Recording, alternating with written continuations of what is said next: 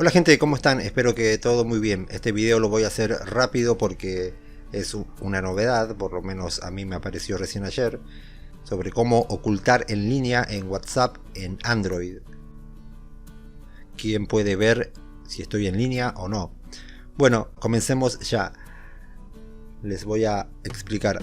Ustedes de seguro ya sabían cómo ocultar la hora de última vez. Eso no era ninguna novedad, eso ya estaba desde hace mucho.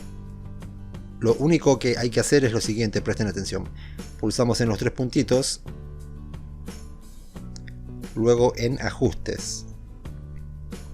Ahora entramos en cuenta, privacidad, y aquí pueden ver, antes salía únicamente hora de última vez y ahora aparece hora de última vez y en línea.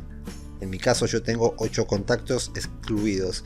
Excluyo a aquellos que también me las ocultan a mí, porque yo no oculto nada y si veo que alguien me oculta pues también lo hago. Bueno, entramos ahí.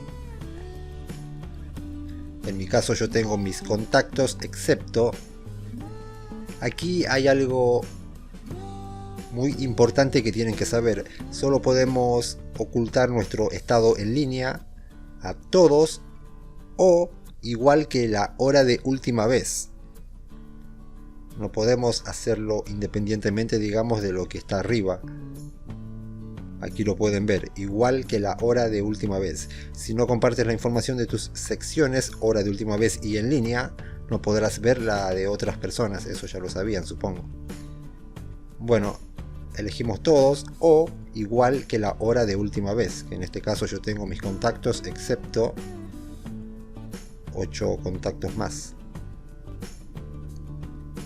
Ustedes eligen si quieren que nadie vea cuando están en línea o si lo hacen al igual que la hora de última vez. Espero haberme explicado y perdón si no lo hice muy bien.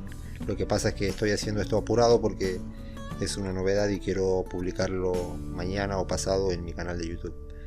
No olviden suscribirse. Chao.